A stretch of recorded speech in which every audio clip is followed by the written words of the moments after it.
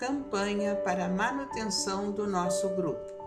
Participe acessando o nosso site. Então vamos ler o Evangelho, vamos ver o que nos cai hoje para lembrarmos juntos. Caiu do capítulo 4, o item 24, limites da encarnação. Quais são os limites da encarnação? Não existem limites bem definidos para as encarnações, se levarmos em conta o envoltório material que constitui o corpo do espírito. A materialidade desse envoltório diminui à medida que o espírito vai evoluindo e se purificando. Nos mundos mais avançados que a Terra, ele é menos denso, menos pesado, menos grosseiro e, por consequência, menos sujeito aos infortúnios da vida. Num grau mais elevado, é transparente e quase fluídico. De grau em grau, ele vai se desmaterializando até que acaba por se confundir com o perispírito. O espírito se reveste com o envoltório apropriado ao mundo em que é chamado a viver. O perispírito sofre transformações sucessivas à medida que o espírito vai evoluindo.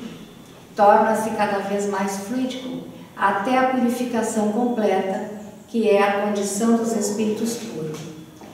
Embora mundos especiais sejam destinados a espíritos mais avançados, eles não permanecem presos a esses mundos, como acontece com os espíritos que habitam os mundos inferiores. Seu estado de pureza permite que eles se desloquem por toda a parte, a fim de cumprirem as missões que lhes são confiadas. A encarnação, do ponto de vista material, tal qual a conhecemos na Terra, está limitada aos mundos inferiores. Quando o espírito trabalha pela sua purificação, ele se liberta mais rapidamente da necessidade de reencarnar. Assim, continuar reencarnando ou não vai depender somente dele. Na erraticidade, que é o intervalo entre uma reencarnação e outra, a situação do espírito está vinculada ao grau de adiantamento em que ele se encontra, visto que ainda permanecerá ligado ao mundo em que viveu. Desse modo, no mundo espiritual ele será mais ou menos feliz, livre e esclarecido conforme esteja mais ou menos desmaterializado. Essa é uma mensagem de São Luís, ditada em Paris em 1859.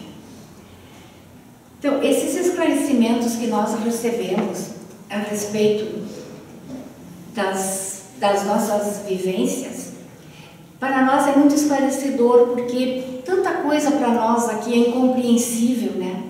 Para nós é tão incompreensível a diversidade que existe no mundo, a disparidade, que a gente se volta muito para a parte material, que diz assim, tantos ricos e tantos pobres, tantos instruídos e tantos sem instrução. A gente fica sempre no 8 ou no 80. E é isso que essa abençoada doutrina espírita vem nos esclarecer, abrir o nosso entendimento do que significa isso, que mundo nós estamos vivendo. Então, aprender que nós moramos na Terra. A Terra é considerada, pela espiritualidade, um mundo de provas e de expiações, onde ainda o mal, ele parece que é maior do que o bem, porque é mais difícil de fazer o bem. O mal não é mais fácil de ser feito, porque é a contingência deste planeta. Nós temos facilidade para pender mais para o lado fácil da vida. A tendência é fazer o que está mais fácil. O nosso corpo, como está explicado aqui, ele ainda é um corpo mais denso, pesado. O nosso espírito não, ele é livre. Mas entre o corpo pesado e o espírito tem o que nós chamamos perispírito, que ele é também de acordo com esse orbe que estamos vivendo aqui, ele também é mais denso. E como eu disse na lição, à medida que nós vamos melhorando com espíritos, vamos nos aperfeiçoando, o nosso perispírito também vai ficando mais leve, aí iremos para outros mundos, onde habitaremos com corpos não tão pesados como esses que nós temos que carregar, com corpos mais leves também. Então é o corpo mais leve, é o perispírito mais leve, porque o espírito está mais evoluído. E essa etapa que nós estamos vivendo aqui, ela é importantíssima para o nosso espírito. Nós ainda estamos nessa densidade pesada. Mas quem vai melhorar esse mundo será cada um de nós. É o comportamento de cada um de nós. Não nos permitirmos as facilidades do mundo, que também está no Evangelho, que diz que é a porta larga. Porque para nós fazermos assim, é bem fácil reunir um grupo para fazer fofoca. Qualquer observação. A família é um belo exemplo, né? A família que a gente vive, né? A família, essa primeira célula da sociedade, é um belo exemplo. A gente sempre tem alguém para reclamar de alguém na família. Às vezes até o próprio irmão a gente diz, mas tu faz isso, porque tu faz aquilo, né? E já dá uma contenda. Eu faço isso? Não, e já dá. Então na própria família às vezes, que ali já começa. E fazer esse exercício da fraternidade, ele é sempre desafiador, porque nós ficamos incomodados com algumas coisas, por N motivos. Um deles é o que nós trazemos dentro do nosso espírito, as conquistas que nós já fizemos e aquelas que ainda não fizemos. E temos também, que essa abençoada doutrina veio nos esclarecer, a companhia de espíritos desencarnados que ficam junto conosco. Que essa informação que nós temos, ela é fundamental também para o nosso próprio comportamento. Porque dizem os espíritos, nós moramos na Terra, esse planeta, essa nave que está nadando, está navegando pelo universo. Essa nave que nós chamamos Terra, ela tem um componente de um número X de encarnados e um número X de desencarnados que habitam este planeta, mesmo não carregando o corpo denso como alguns carregam, como nós que estamos aqui, estamos carregando ainda esse corpo denso. Mas tem espíritos que já não têm um corpo tão denso, mas ainda tem denso e que mora aqui conosco. Então, assim, ó, ali, grosseiramente falando, porque essa estatística eu não sei se é específica, mas que nesse orbe, nessa Terra-mãe, está encarnado 9 bilhões de pessoas. E tem 3 vezes mais desencarnados. Então, nós convivemos como encarnados e os juntos desencarnados. Mas, quando nós estamos aqui, cada um de nós, um diferente de outro, um filho único, né? Isso é uma coisa bem libertadora. Nem as nossas digitais são iguais. Nesses 9 bilhões de encarnados, ninguém tem a mesma digital. Então nós estamos aqui todos buscando a mesma coisa: aprender, melhorar, resolver nossos problemas. Os espíritos desencarnados também têm esse motivo de estar aqui, mesmo desencarnados. O motivo deles estarem aqui é este. Então, essa diversidade é muito grande, mas tem grupos que se reúnem para o bem, como nós aqui. Nós não queremos mais saber de equívoco, de fazer o mal, nós queremos acertar. Nem todos os dias terminamos o dia satisfeito com as nossas ações. Às vezes a gente pensa, aquela hora eu podia ter ficado quieta. Depois eu fiquei sabendo que o meu colega estava cheio de problemas, etc. A gente faz um balanço e percebe que deveria ter feito diferente, mas não foi possível naquela hora. Mas o propósito é fazer melhor no outro dia. Então, esse comportamento nosso, ele deve nortear o nosso dia. Porque os espíritos que passarem a nos rodear serão espíritos com esse mesmo propósito. Porque os desencarnados vêm para perto de nós pela lei de afinidade. Então, se eu sinto muito prazer em fazer uma fofoca, eu terei espíritos que gostam de fofoca perto de mim. É uma lei, é uma das leis de Deus. Tem um ditado que a gente ouvia antigamente, né? Diga-me com quem andas, que te direi quem és. Hoje a gente aprende que é diferente. Diga-me como és, que eu te direi quem anda contigo. Porque nós que atraímos.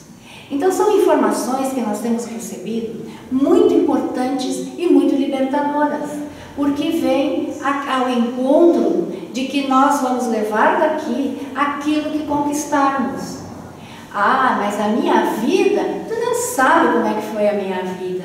Ah, mas então, coitadinho de mim, eu ajo assim, por isso. Tá bem, eu vim com aquela experiência, mas se eu tenho acesso a informações diferentes, a responsabilidade é minha. Porque o que nos acontece é sempre aprendizado para nós, sempre, ou resgate. Às vezes a gente está pagando os pecados mesmo, coisa que fizemos no nosso ontem, em outras encarnações.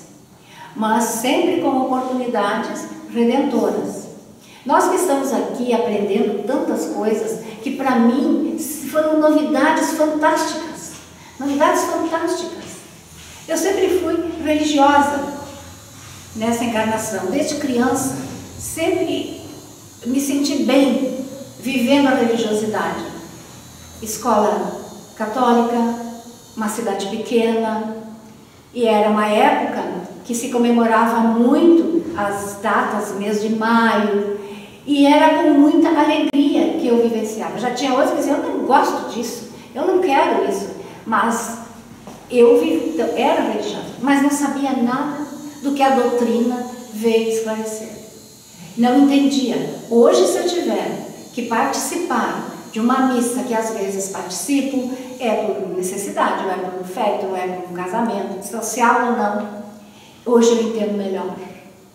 E hoje eu sei que pode ser qualquer templo, pode ser centro espírita, pode ser qualquer segmento religioso, filosófico, onde o sentido principal seja o aprendizado e o melhoramento íntimo, tem uma pleiade de espíritos nos ajudando.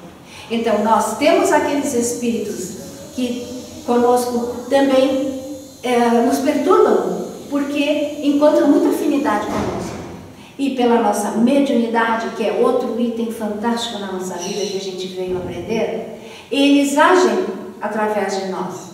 Eles encontram, às vezes, pela mediunidade e a nossa falta de cuidado, falta de atenção, às vezes a gente é instrumento, vou voltar à questão familiar, às vezes a gente é instrumento para acender uma faísquinha ali sem querer.